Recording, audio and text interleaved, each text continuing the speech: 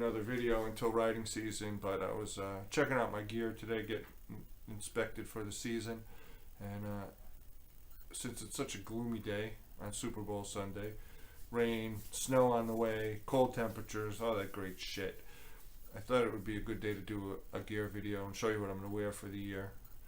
And yes, I do wear gear. There's some things I wear every single time I go out. So first, of course, it's a helmet.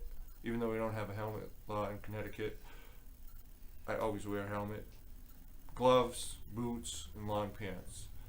And 99% of the time, I wear a jacket. And I'm trying to make that 100% of the time, but sometimes it's just too damn hot. But I'm going to go over my gear with you, my hot weather gear, my cold weather gear, and my rain gear.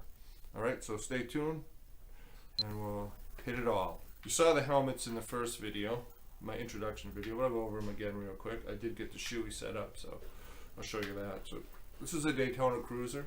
This is my warm weather 3/4, very light helmet, very low profile, no mushroom head, or kind of a little mushroom head, but way better than like the Daytona 500s or anything like that. I'm sorry, better than the Bell 500s or anything like that. But that's that. My main helmet this year is going to be the Shoei Quest. It is set up with the mount for the Cena Prism tube and the SMH10.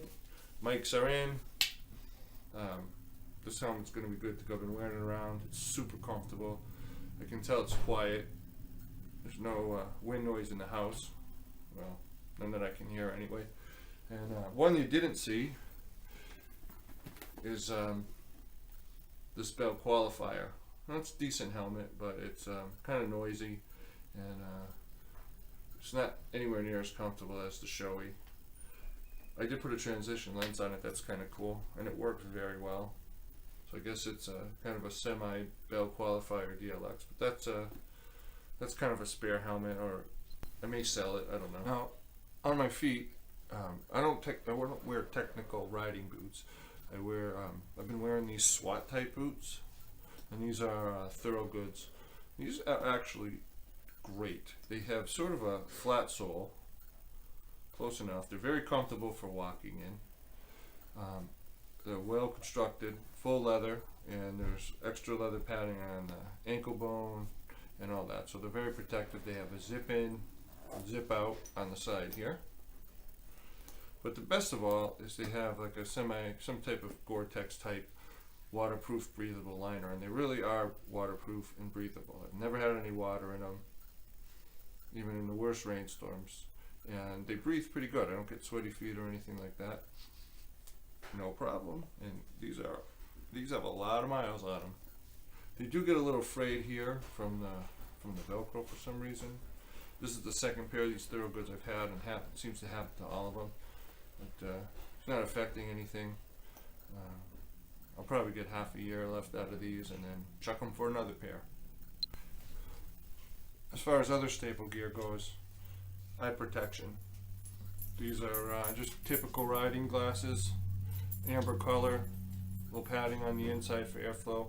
Gotta wear them with 3/4, and the Shoei doesn't have any drop-down sun visor, so they're going on with those. Very comfortable. They fit in there nicely, and I like the slight red tint. I find that it's great for the sun, and it's also pretty good to late in the evening, so I don't have to change them out until later.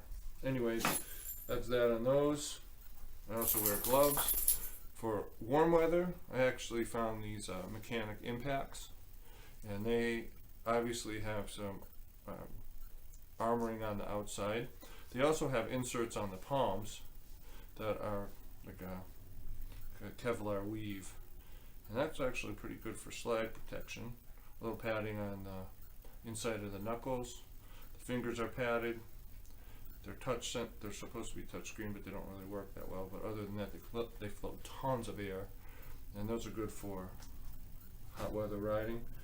And these old Street and Steel Scramblers, again, good protection on the palm here for sliding. It's double leather.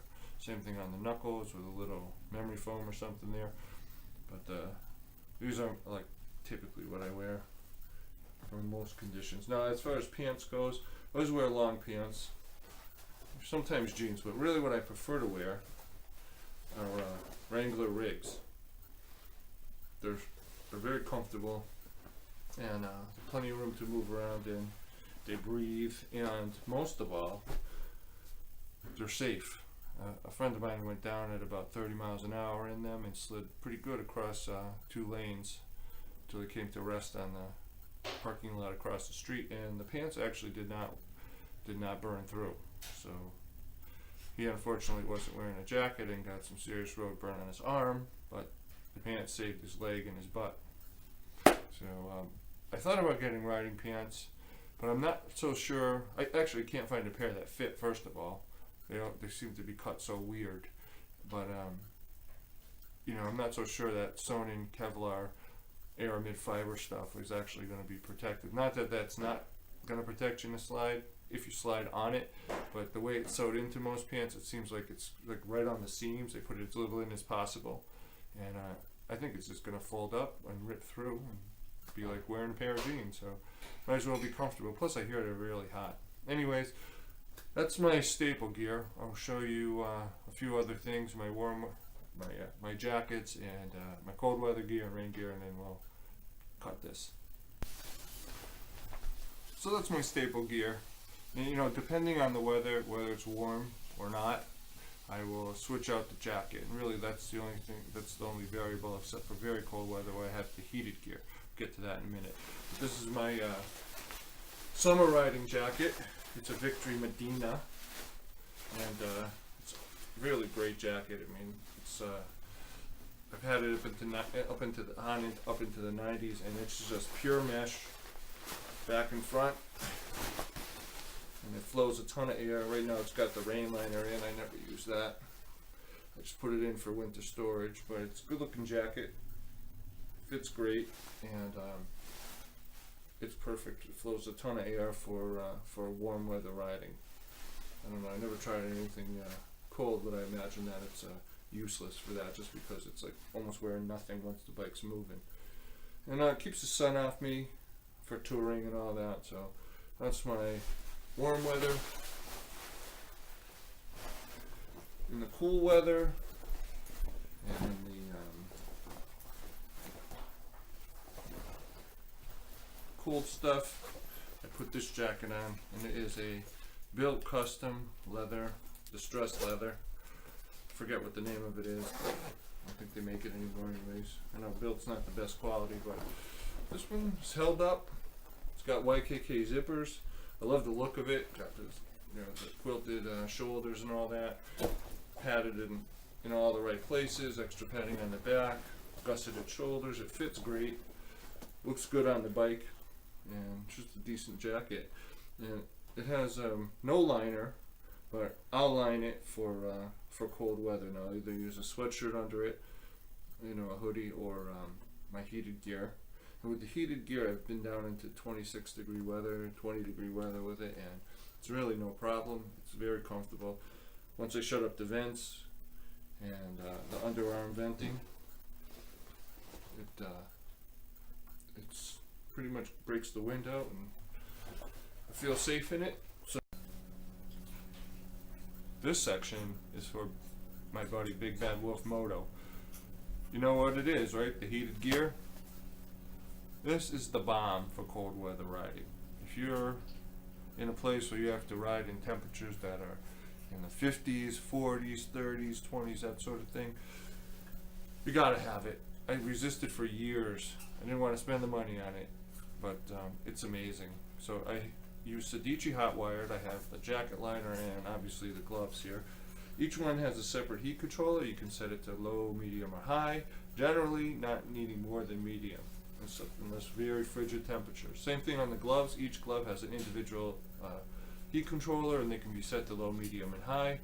Plus they have 100 grams of Thinsulate, and they're just awesome gloves for cold weather riding.